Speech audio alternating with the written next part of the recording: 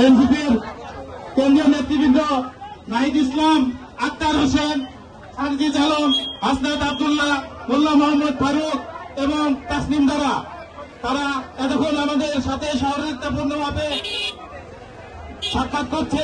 আটবোয়ালিয়ায় তাদের জন্য সেই সকাল 8টা থেকে উৎসুক জনতা এবং ছাত্র অপেক্ষা করছে। আপনাদের প্রতি অনুরোধ, তাদের সাথে একটু সহযোগিতা করবেন।